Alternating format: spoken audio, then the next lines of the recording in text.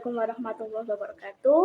Perkenalkan, nama saya Afiqatus Salimah. Saya dari Institut Agama Islam Syarifuddin Lumajang, jurusan Komunikasi Penyiaran Islam. Nomor NIM 2023 100 110 118. Di sini saya akan mereview buku tentang filsafat ilmu sebatas alat dalam menemukan kebenaran karya Bapak Bambang Subahri, MSI. Dalam buku tersebut saya akan membahas dua pembahasan. Yang pertama, etimologi dan terminologi filsafat, dan yang kedua, sejarah singkat perkembangan filsafat. Filsafat pada umumnya merupakan suatu disiplin ilmu yang wajib ditempuh bagi setiap mahasiswa pada jenjang strata 1, strata 2, bahkan hingga sampai strata 3. Filsafat bagi mahasiswa S2 dan S3 mungkin sudah tidak perlu dipertanyakan lagi tentang pengertian etimologi dan terminologinya. Karena paling tidak mereka telah mempelajari filsafat ilmu pada masa pendidikan sarjana yang telah mereka lalui sebelumnya. Namun, bagi mahasiswa baru yang pertama kali duduk jenjang S1, istilah filsafat mungkin asing pada saat itu.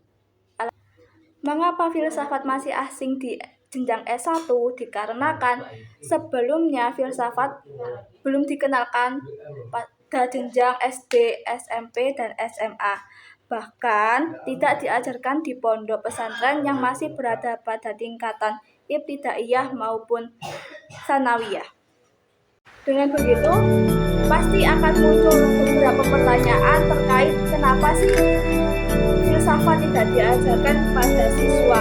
Apakah filsafat begitu rumit untuk diajarkan pada remaja di usia masih labil? Ataukah filsafat terlalu bahaya jika dimiliki oleh seseorang yang belum cukup secara akal, sebagaimana yang orang kebanyakan bilang terkait disiplin ilmu ini? Pertanyaan-pertanyaan inilah yang kerap kali muncul dalam benak mahasiswa baru pada mata kuliah filsafat ilmu. Menyikapi pertanyaan-pertanyaan di atas, sebenarnya hal tersebut sangat sederhana. Sebagaimana ungkapan pepatah Melayu yang mengatakan, tak kenal maka tak sayang, tak sayang maka tak cinta.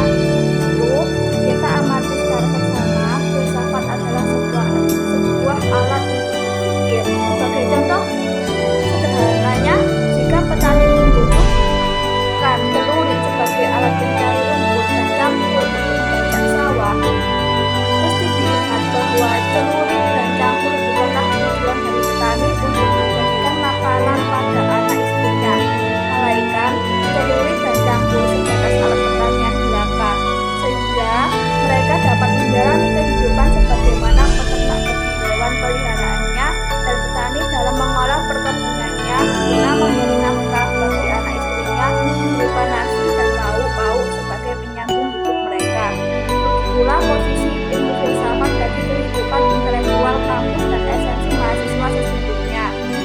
Banyak di kalangan mahasiswa yang salah dalam memahami apa itu filsafat, sehingga filsafat tidak lagi difahami sebagai ilmu alat dalam membedah dunia akademik, melainkan filsafat dianggap sebagai tujuan dalam capaian akademik tertinggi.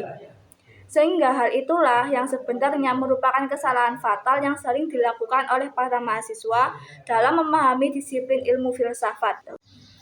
Dan itu perlu kiranya mendefinisikan ilmu filsafat secara etimologi atau yang dikenal dengan pemahaman secara bahasa, dan terminologi atau yang kerap dipahami dengan pemahaman secara istilah.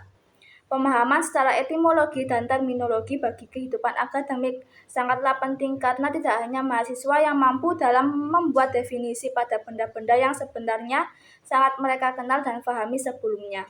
Sebelum melangkah memahami filsafat secara terminologi, akan lebih baik kita memahami filsafat secara etimologi terlebih dahulu. Filsafat berasal dari dua suku kata Yunani, yaitu philia dan sophia. Philia artinya cinta dan sophia adalah kebijaksanaan.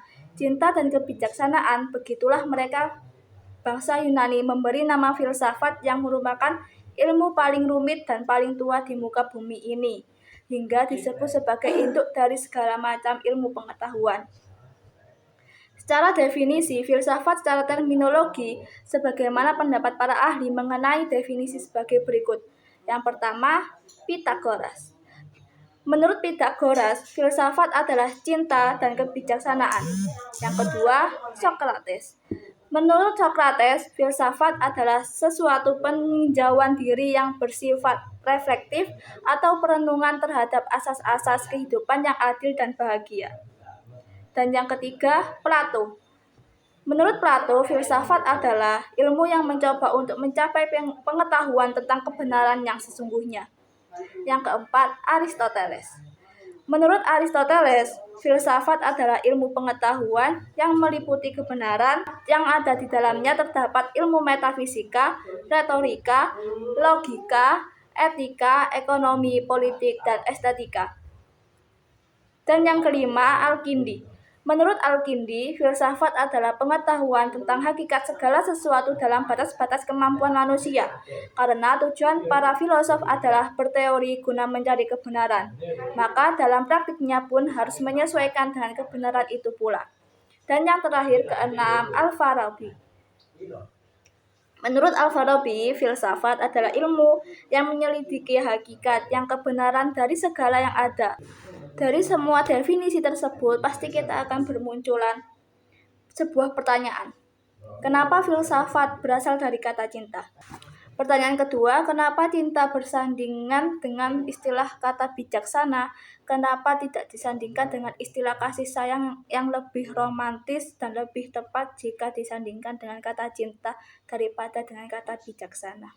Yang pertama, kenapa filsafat berasal dari kata cinta? Tidak semua orang dapat memahami kebenaran cinta. Pada umumnya, mereka menafsirkan ketertarikan pada lawan jenis adalah cinta. Keinginan untuk memiliki adalah cinta. Padahal keduanya itu bukan cinta.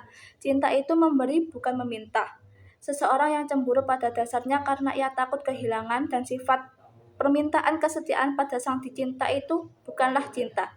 Karena cinta yang sesungguhnya sama halnya dengan seorang ibu yang rela memikul beban kehamilan 9 bulan, menyusui selama 2 tahun, dan merawat paling tidak 20 tahun, namun ia rela melepas anak semata wayangnya bersama orang yang baru ia kenal dengan ikatan pernikahan. Ibu pasti memberi restu dan merelakan karena alasan kebahagiaan anaknya di atas cintanya. Sehingga wujud kebijaksanaan di mata cinta sesungguhnya bukan terletak pada siapa yang memenangkan atas diri yang dicinta, melainkan siapa yang dapat memberikan kebahagiaan pada yang dicinta. Untuk jawaban yang kedua adalah, cinta dan kebijaksanaan adalah hal yang remeh-temeh, namun pada hakikatnya ia adalah hal yang rumit dan sulit untuk dijelaskan dengan kata-kata. Karena untuk mendefinisikan cinta hanyalah orang yang larut dan tenggelam dalam cinta yang dapat mengartikan kedalaman cinta itu sendiri. Untuk pembahasan yang kedua adalah sejarah singkat perkembangan filsafat. Bangsa Yunani telah meletakkan batu sejarah pertama bagi perkembangan ilmu pengetahuan dengan berakarnya tradisi berpikir di dunia barat yang berasal dari pemikiran pra-Sokrates sekitar abad ke-6 sebelum Masehi. Lantas dikenallah tradisi tersebut dengan pemikiran filsafat barat. Tradisi berpikir bangsa Yunani mula-mula berawal dari pertanyaan dari mana datangnya alam ini, bagaimana kejadiannya, dan kemana tujuannya.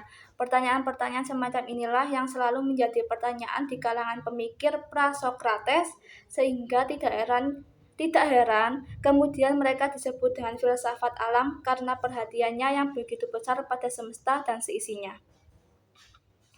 Konsep berpikir filsafat diawali oleh Thales atas ramalannya tentang terjadinya gerhana matahari pada tahun 585 sebelum Masehi. Filsafat barat dapat diklasifikasikan menjadi 3 era. Yang pertama, era filsafat klasik. Yang kedua, era filsafat abad pertengahan, dan yang ketiga, era filsafat modern. Pertama, filsafat klasik. Link 1902 mengatakan bahwa era filsafat klasik didominasi ajaran filsafat Yunani yang berasal dari beberapa murid Sokrates seperti Plato, yang mendirikan Akademi Platonis, kemudian murid Plato Aristoteles, yang kemudian juga mendirikan sekolah peripatetik, atomisme dan monisme, kosmologi, sifat kehidupan yang baik atau endaimonia, dan kemungkinan pengetahuan dan sifat akal budi atau logos. Selanjutnya dengan bangkitnya kerajaan Romawi, filsafat Yunani juga semakin banyak dibahas pada bahasa Latin oleh para filsuf Roma seperti Cicero dan Seneca. Yang kedua, era filsafat abad pertengahan. Era filsafat abad pertengahan terjadi pada abad ke-5 dan ke-16. Era filsafat abad pertengahan adalah periode setelah jatuhnya Kekaisaran Romawi Barat, kemudian didominasi oleh bangkitnya kekristenisasi sehingga mencerminkan perhatiannya pada teologis. Konsep agama seperti keberadaan dan sifat Tuhan, iman dan akal, metafisika dan masalah kejahatan dibahas dalam periode ini. Beberapa pemikiran utama abad pertengahan seperti St. Agustinus, Thomas Aquinas, Plotinus, Anselmus, dan Roger Bacon. Filsafat bagi para pemikir ini dipandang sebagai penyokong untuk teologi atau ancilla teologi, dan karenanya mereka selalu berusaha menyelaraskan filsafat dengan interpretasi terhadap kitab suci. Yang ketiga, era filsafat modern. Era filsafat modern dikenal juga dengan periode Renaissance. Tahun 1355 hingga 1650 yang lebih fokus pada peningkatan pemikiran klasik Yunani Romawi sehingga berpengaruh pada nilai-nilai kemanusiaan yang kuat atau humanisme. Masa ini atau masa modern di era modern ini merupakan penyempurnaan ilmu pengetahuan bidang seni, sains, dan teknologi. Penemuan percetakan pada tahun 1440 Masehi, penemuan benua baru pada tahun 1492 Masehi oleh Columbus yang memberikan dorongan atas kemajuan ilmu pengetahuan. Kelahiran kembali sastra Inggris, Prancis, Spanyol yang diwakili oleh Shakespeare, Spenser, Rabelais, dan Ronsard. Pada era ini juga adanya penemuan dalam bidang perbintangan oleh Copernicus dan Galileo. Sementara perkembangan filsafat pada abad ke-19 dipengaruhi oleh gerakan yang lebih luas yang disebut dengan Enlightenment, dengan tokoh seperti Hegel dengan idealismenya di Jerman, Kierkegaard dengan eksistensialisme, Nietzsche seorang anti-Kristen, J.S. Mill yang mempromosikan utilitarianisme, Karl Marx dengan komunismenya, dan orang Amerika William James. Sementara pada abad 20 telah menjadi saksi perpecahan antara filsafat analitik dengan filsafat kontinental, serta tren filosofis seperti fenomenologi, eksistensialisme, positivisme logis, pragmatisme, dan linguistik. Namun demikian, bagi perkembangan ilmu pengetahuan di Indonesia merupakan awal dari bangkitnya kaum santri yang mendokter tabir-tabir metafisik sebagai ilmu ilmiah yang belum pernah terpecahkan dengan mengungkap rahasia Al-Quran. Buku ini banyak membahas tentang cinta masa remaja yang dijadikan sebagai contoh utama dalam menjelaskan teori-teori filsafat yang rumit dan sulit difahami bagi mahasiswa. Setidaknya ada dua alasan yang melatar belakangi cinta masa remaja mendominasi contoh dalam buku ini. Pertama, dijadikannya cinta masa remaja sebagai contoh dalam menjelaskan teori filsafat, karena para pembaca atau mahasiswa dengan kisaran umur 20 tahun sebagaimana konsep psikososial development bahwa kehidupan sosial remaja dengan kisaran umur 20 tahun berorientasi pada cinta. Yang kedua, berdasarkan pengamatan peneliti bahwa 90% mahasiswa mengalami patah hati, baik cinta yang tak terbalas atau cinta yang terhianati. Adapun sisa 10% adalah mereka mahasiswa yang telah berkeluarga.